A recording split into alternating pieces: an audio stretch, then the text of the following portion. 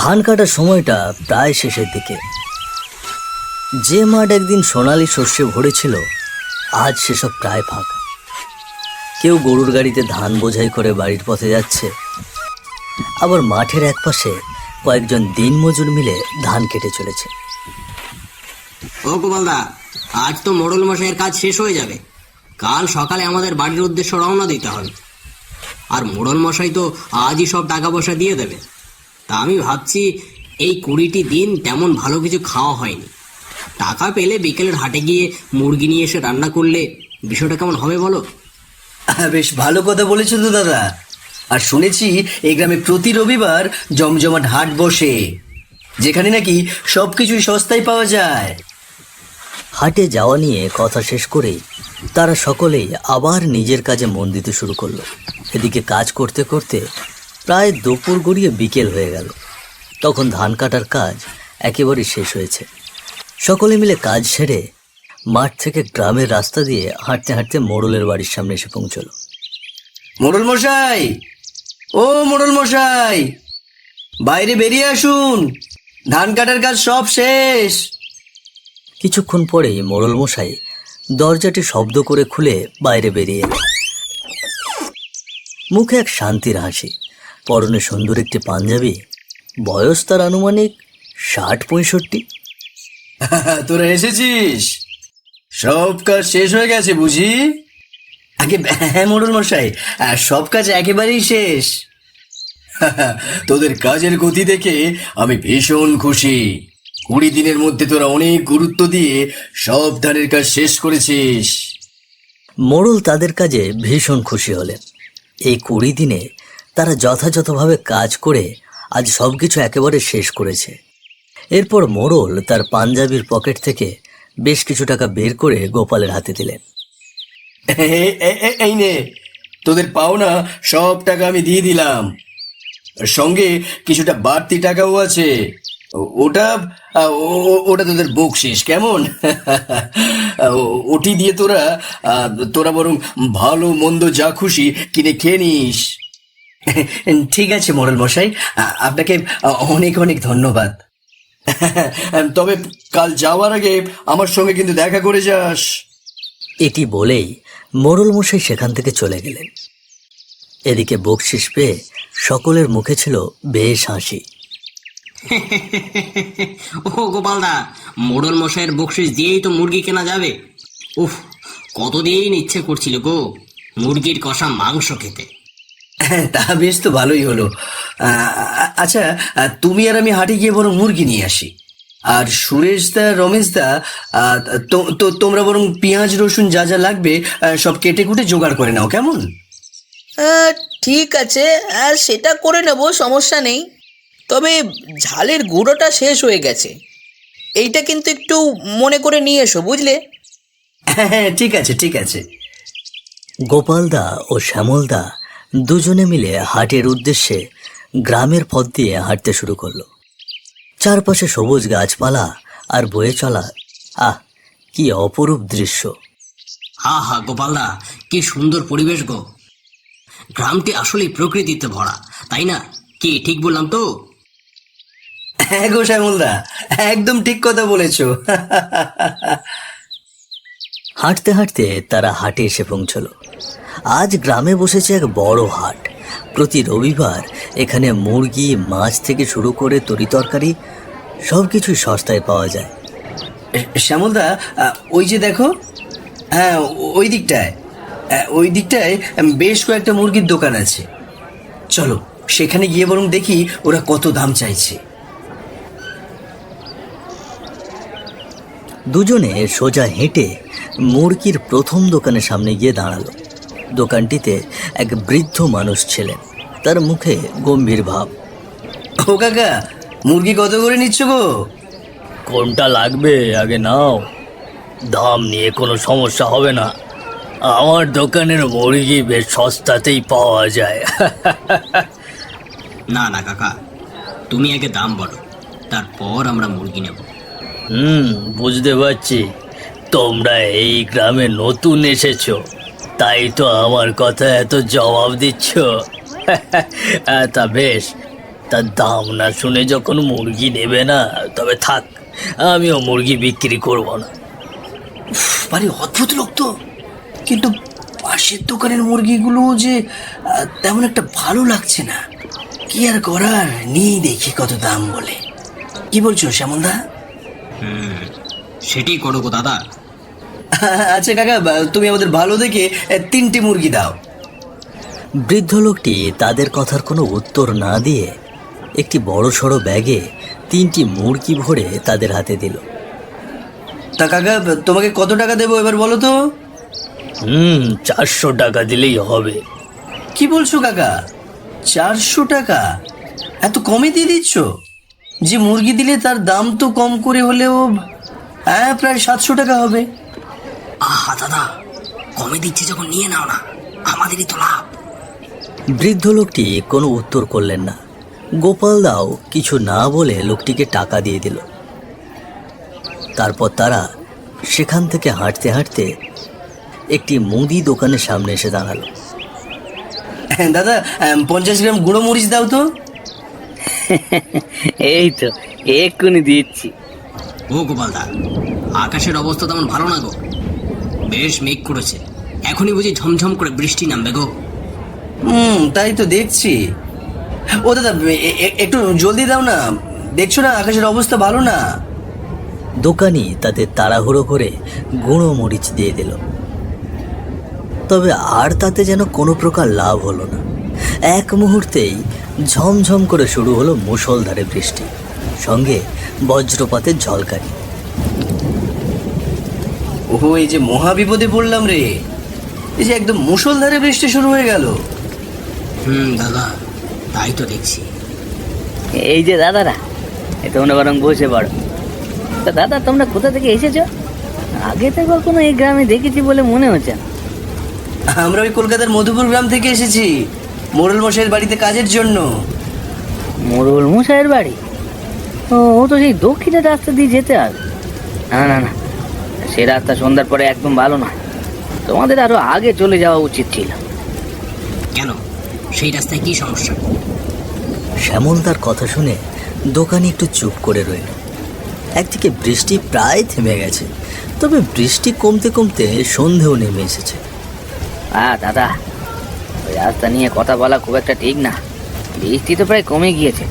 তোমরা বরং এখনই বেরিয়ে পড়ো, আর দেরি করো না, সন্ধেও নেমে এসেছে। আচ্ছা দাদা, আমরা তবে আসি। শ্যামলদা ও গোপালদা দোকান থেকে চলে যাবে এমন মুহূর্তে দোকানি আবারও পিছন থেকে বলে উঠল, ও দাদা, ভগবানের নাম নিয়ে সাবধানে যাবে গো। ঠিক আছে। তারপর তারা হাঁটতে হাঁটতে হাট ছেড়ে গ্রামের রাস্তা দিয়ে যেতে লাগলো। চারিদিকটা একরকম অন্ধকারে ঢেকে গেছে। রাস্তা যেন একদম শূন্য, কোনো মানুষ চলাফেরা করছে না। ও দাদা, রাস্তায় যে একজন মানুষ নেই, আমার তো বেশ ভয় লাগছে গো। এত অন্ধকার রাস্তা, মনে হচ্ছে আমরা কোনো শুনশান শ্মশানে চলে এসেছি। তুমিও না শ্যামলদা, ভীতুই রয়ে গেলে। দেখছো না বিকেল থেকে কেমন বৃষ্টি শুরু হলো। ওই জন্যই হয়তো মানুষ সব আগে ভাগে বাড়ি ফিরে গিয়েছে। এরই মাঝে তাদের চোখে পড়ল সামনে একজন বৃদ্ধ লোক গরুর গাড়ি নিয়ে তাদের সামনে এগিয়ে আসছে। এটি দেখে যেন তাদের ভেতরে একটু শান্তি কাজ করলো। ও দাদা, সামনে দেখো, একটা গরুর গাড়ি আসছে। গাড়িতে উঠলেই একটু দ্রুত পথে এগিয়ে যাওয়া যাবে। হ্যাঁ, নয়তো হেঁটে যেতে যেতে রাত আরো বেড়ে যেত। ও খুড়ো, আমাদের একটু সামনে নামিয়ে দেবে গো। ঠিক আছে বাবুরা, উঠে পড়ো। গোপালদা ও শ্যামলদা গাড়িতে উঠে পড়ল। বৃদ্ধ লোকটি গাড়ি নিয়ে সামনের দিকে এগোতে শুরু করলো। এদিকে এখনো ঝিরিঝিরি করে বৃষ্টি পড়ছে, সাথে হালকা বিদ্যুতের ঝলকানি। ও দাদা, রাতের অন্ধকার নেমে এসেছে। ওদিকে বুঝি রমেশদা আর সুরেশদা সব জোগাড় করে বসে আছে। বেশ দেরি হয়ে গিয়েছে। এই বৃষ্টি না আসলে তো আমরা অনেক আগেই পৌঁছে যেতাম, আর রান্নাও হয়ে যেত। এরই মাঝে গাড়ি চলতে চলতে বাঁশঝাড়ে রাস্তার কাছে চলে এলো। সেই রাস্তা পার হতেই হঠাৎ বৃদ্ধ লোকটির গরুর গাড়ি থামিয়ে দিল। এ কি, গাড়ি থামিয়ে দিলে কেন গো খুড়ো? আমি আর সামনে যাব না, তোমরা এখানে নেমে পড়ো। রাত তো অনেক হয়ে গেছে, আমাদের আর একটু সামনে এগিয়ে দাও খুড়ো। বলছি না আমি সামনে যাব না। ওই যে ওদিকে বাড়িটা দেখা যাচ্ছে, ওইটাই আমার বাড়ি। বাড়িতে যে কিন্নি আমার জন্য অপেক্ষা করছে, আমাকে এখনই বাড়ি ফিরতে হবে। এই কথা শুনে তারা গাড়িটি থেকে নেমে পড়ল। তা ভাড়া কত টাকা দেবো? দাও, 500 টাকা দাও। কি বলছো? 500 টাকা? মানে এইটুকু রাস্তা 500 টাকা? কেন, তোমরা কি গাড়িতে ওঠার সময় ভাড়া ঠিক করে উঠেছিলে? আর যদি তোমাদের টাকা দিতে এত সমস্যা হয়, তবে তোমাদের কাছে যে 3টে মুরগি আছে, সেখান থেকে ছোট্ট দেখে আমাকে একটা মুরগি দাও তো। কিন্তু 1 মিনিট, আমাদের কাছে যে 3টে মুরগি আছে, এটি তুমি কি করে জানলে? এত কথা কইছো কেন? যা বলছি করো। আমার গিন্নি আমার জন্য অপেক্ষা করছে। সে আমার কাছে মুরগি খেতে চেয়েছিল। একটা মুরগি আমাকে দিয়ে তারপর তোমরা চলে যাও। আচ্ছা ঠিক আছে, তবে তুমি চেয়েছো বলেই নয়, তোমার গিন্নি খেতে চেয়েছে বলে তবেই আমরা মুরগিটা তোমাকে দিলাম। এটা বলেই ব্যাগ থেকে একটি মুরগি বের করে দিয়ে তারা দুইজন সেখান থেকে হেঁটে সামনে এগোতে লাগলো। গ্রামের রাস্তা যেন আরো অন্ধকারে ডুবে গিয়েছে। কিছুক্ষণ হাঁটতে হাঁটতে বিকট এক বজ্রপাতের শব্দ হলো, সঙ্গে প্রচণ্ড বেগে বাতাস বইতে শুরু করলো এবং তুমুল ঝড় বৃষ্টি নামলো। এ কি কাণ্ড দাদা! এই যে ঝড় শুরু হয়ে গেছে গো! এমন মুষলধারে বৃষ্টি সামনে এগুলো সম্ভব নয়। উফ, বিপদের আর শেষ নেই। একটু পিছনেই তো ওই গরুর গাড়িওয়ালার বাড়ি ছেড়ে এলাম। আমরা বরং সেখানে গিয়ে একটু আশ্রয় নিই, ঝড় থামার পর তারপর নাহলে রওনা দেব। ঠিক আছে, চলো চলো গো দাদা। কথা মতো তারা আবার পিছনে ফিরে হাঁটতে শুরু করলো। হাঁটতে হাঁটতে বৃদ্ধ গরুওয়ালার বাড়ির সামনে পৌঁছে তারা দেখতে পেল বাড়ির দরজা খোলা রয়েছে।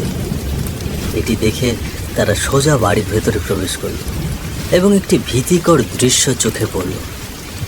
সামনের বিছানায় একটি নরকঙ্কাল শুয়ে আছে, আর তার পাশে সেই বৃদ্ধ গরুওয়ালা নিজের হাত দিয়ে মুরগির হাড়, মাথা, গলা এক এক করে কঙ্কালটির মুখে ঢেলে খাওয়াচ্ছে। ওরে বাবারে, এই কি কাণ্ড হচ্ছে এখানে! শ্যামলদার চিৎকারের শব্দ পেয়ে বৃদ্ধ গরুর গাড়িওয়ালা তাদের দিকে রাগের দৃষ্টি নিয়ে তাকালো। এক মুহূর্তের মধ্যে তার শরীর এক ভয়ঙ্কর পিশাচে পরিণত হলো। তার চেহারা এতই কুৎসিত ভীতিকর যে কোনো মানুষ সেখানে দাঁড়িয়ে জ্ঞান হারিয়ে ফেলতে পারে। চুপ, একদম চুপ। কেন এত জোরে চিল্লাছিস? দেখছিস না আমার গিন্নি ঘুমোচ্ছে? তোরা এটা দেখতে পাচ্ছিস না?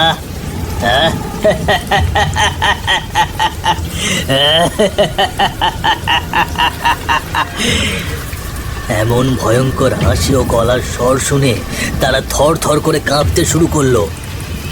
পিশাচটি আরো ভয়ঙ্কর হাসি দিয়ে হাত সামনে বাড়িয়ে ধীরে ধীরে তাদের দিকে এগোতে লাগলো, যেন তাদের মাংস ছিঁড়ে এখনই খেয়ে ফেলবে। এটি দেখে তারা দুজন হুঁশ হারিয়ে পাগলের মতো সেখান থেকে দৌড়তে শুরু করলো। দৌড়তে দৌড়তে তারা একটি বিশাল বট গাছের সামনে এসে পৌঁছালো এবং সেখানেই ভয়ে বেহুঁশ হয়ে পড়ে গেল। আমরা কোথায়? এই যে আমাদের মেরে ফেলবে! শ্যামলদা, তুমি ঘাবড়িও না। আরে বাবা, তোমরা এখন মোড়ল মশাইয়ের বাড়িতে। কাল হাটে যাবার পরে তোমরা আর ফিরছিলে না বলে আমি রমেশদা আর মোড়ল মশাইয়ের কিছু লোক নিয়ে তোমাদের খুঁজতে বেরিয়েছিলাম। তারপর দেখি তোমরা ওই বট গাছের নিচে হুঁশ হারিয়ে পড়ে আছো। তখন আমরা তোমাকে সেখান থেকে তুলে এনেছি। তা শ্যামল, গোপাল, কাল রাতে কি হয়েছিল? আর কেই বা তোদের মারতে চেয়েছিল? কাল সন্ধ্যা পেরিয়ে আমরা যখন মুরগি নিয়ে ফিরছিলাম, ঠিক তখন আমি সত্যি কি এতটা বোকা? সবাই কেন আমাকে এমন বোকা বলে? তারা কি বুঝতে পারে না আমি বুঝি বলে এই সকল কাজ করি? এবার সব বুঝতে পেরেছি। আজ থেকে 3 বছর আগে সেই কুঁড়ে ঘরে ওই বৃদ্ধ গরুওয়ালা আর তার বৃদ্ধা স্ত্রী থাকতো। তবে হঠাৎ একদিন ওই বৃদ্ধা গরুওয়ালার স্ত্রী ভীষণভাবে অসুস্থ হয়ে পড়ে। দীর্ঘ 20-30 দিন ধরে সে বিছানায় পড়েছিল। আর তারপর একদিন সকালে ওগো ওগো শুনছো? আমার না খুব মুরগি খেতে ইচ্ছে করছে। একটু মুরগি কিনে এনে খাওয়াবে? হ্যাঁ গো। তুমি খেতে চেয়েছো আর আমি আনবো না? আমি এখনই বেরিয়ে পড়ছি। ফেরার সময় তোমার জন্য বড় দেখে একটা মুরগি আনবো, নিশ্চয়ই আনবো। আর তারপরে সেই বৃদ্ধ গাড়িওয়ালা গরুর গাড়িটি নিয়ে বেরিয়ে পড়ে। সারাদিন গাড়ি চালিয়ে টাকা রোজগার করে।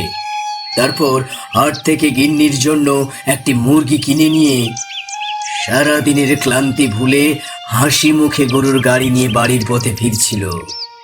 সে ছটফট করছিল কখন তাদের গিন্নির জন্য সেই মুরগিটা বাড়ি নিয়ে পৌঁছতে পারবে। কিন্তু ঠিক তখনই গ্রামের রাস্তা দিয়ে বৃদ্ধ গরুর গাড়িওয়ালাটি খুশি মনে মুরগি কিনে গরুর গাড়ি নিয়ে বাড়ির পথে ফিরছিল। তবে এদিকে হঠাৎ শুরু হলো তুমুল ঝড় বৃষ্টি, সঙ্গে বিকট শব্দে বজ্রপাত। এমনই সময়ে সে সব কিছু উপেক্ষা করে সামনে এগোতে থাকে। কিন্তু ভাগ্য তার সাথে ছিল না। বিকট বজ্রপাত এসে তার গরুর গাড়িতে পড়ল, আর পুরো গরুর গাড়িটাতে এক নিমেষে আগুন লেগে গেল। শেষ হয়ে গেল সেই বৃদ্ধ গরুর গাড়িওয়ালার জীবন। তার আর গিন্নির জন্য মুরগি নিয়ে যাওয়া হলো না। পরে তার অসুস্থ গিন্নি শয্যাগত অবস্থায় সেই বিছানাতেই পচে মরে যায়, আর তার কঙ্কালটি সেখানেই রয়ে যায়।